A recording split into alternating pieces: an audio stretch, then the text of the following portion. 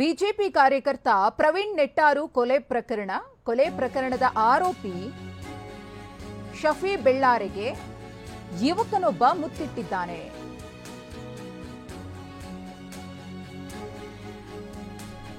ನೆಟ್ಟಾರು ಹತ್ಯೆ ಪ್ರಕರಣದ master mind Shafi Bellare Dakshina Kannada ಜಿಲ್ಲೆಯ ಬೆಳ್ತಂಗಡಿ ಕೋರ್ಟ್ ಆವರಣದಲ್ಲಿ ಆಗಿರುವಂತಹ ಘಟನೆ ಇದು.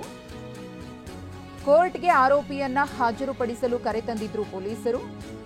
ಪರಪ್ಪನ ಅಗ್ರಹಾರ ಸೆಂಟ್ರಲ್ ಜೈಲಿನಿಂದ ಬೆಳ್ತಂಗಡಿಗೆ ಕರೆತರಲಾಗಿತ್ತು.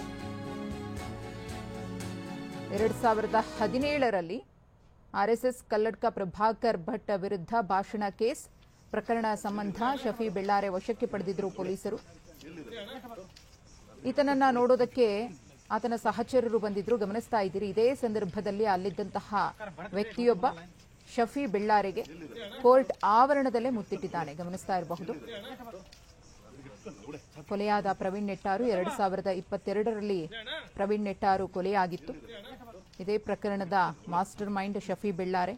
ಮತ್ತೊಂದು ಪ್ರಕರಣದಲ್ಲಿ ಆತನನ್ನು ವಶಕ್ಕೆ ಪಡೆದಿದ್ರು ಪೊಲೀಸರು. ಹಾಗಾಗಿ ಆತನನ್ನು ಕೋರ್ಟ್ಗೆ ಪ್ರೊಡ್ಯೂಸ್ ಮಾಡುವುದಕ್ಕೆ ಪರಪ್ಪನ ಅಗ್ರಹಾರ ಜೈಲಿನಿಂದ ಬೆಳ್ತಂಗಡಿಗೆ ಕರೆತರಲಾಗಿತ್ತು. ಈ ವೇಳೆ ಆತನನ್ನು ನೋಡೋದಕ್ಕೆ ಆತನ ಒಂದಷ್ಟು ಮಂದಿ ಫಾಲೋವರ್ಸ್ ಬಂದಿದ್ರು. ಅವರ ಪೈಕಿ ಒಬ್ಬಾತ ಮುತ್ತಿಟ್ಟಿದ್ದಾನೆ.